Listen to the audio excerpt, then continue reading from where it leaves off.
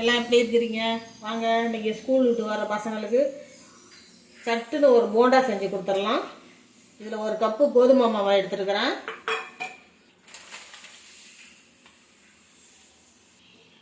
ஒரு அரை கப்பு ரவா சேர்த்துக்கலாம்.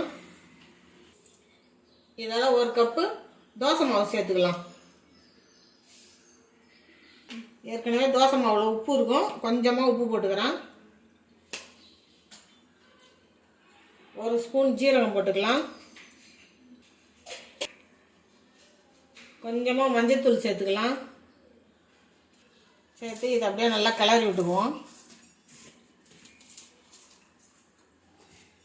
கொஞ்சமாக தண்ணி சேர்த்து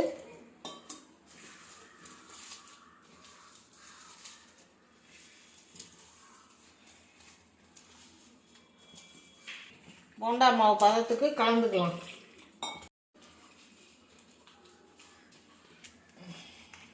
மாவு இந்த அளவுக்கு கரைச்சிட்டேன்.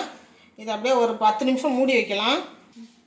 மாவு கரைச்சாச்சு, ஒரு 10 நிமிஷம் மூடி வச்சிடுறேன். சட்டுன்னு இந்த போண்டா செஞ்சிடலாம். ஸ்கூல் விட்டு வர்ற பசங்களுக்கு தோசை மாவும் கோதுமை மாவும் கலந்து சட்டுன்னு செஞ்சு கொடுத்துடலாம். இதை ஒரு 10 நிமிஷம் மூடி வைப்போம். ஆயிடுச்சு. இப்போ இது கூட நறுக்குன பெரிய வெங்காயம், ஒரு 2 சின்ன சைஸ் வெங்காயம், கொஞ்சமாக கருவேப்பிலை, பொடியாக நறுக்கணும் பச்சை மிளகா, கொஞ்சம் கொத்தமல்லி தழை போட்டுக்கலாம். காரத்துக்கு கொஞ்சமாக மிளகாத்தூள் போட்டுக்கலாம். நல்லா கலந்து விட்டுக்கலாம். திருப்பி சொல்லு. நல்லா கலந்துடலாம். இதை உப்பு காரம்லாம் கரெக்டாக இருக்கான்னு பார்த்துக்குங்க.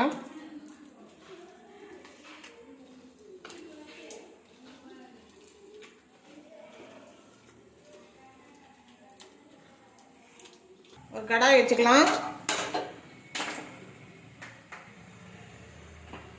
அதில் எண்ணெய் ஊற்றிக்கலாம்.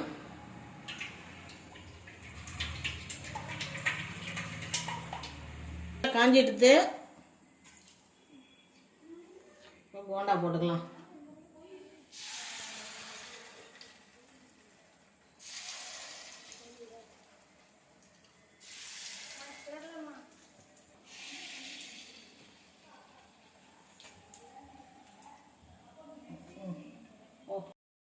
போண்டா வெந்துருச்சு. இப்போ எடுத்துடலாம்.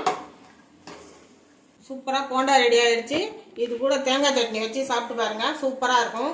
ஸ்கூல் விட்டு வர பசங்களுக்கு சீக்கிரமாக ஒரு போண்டா சுட்டு கொடுத்துடலாம்.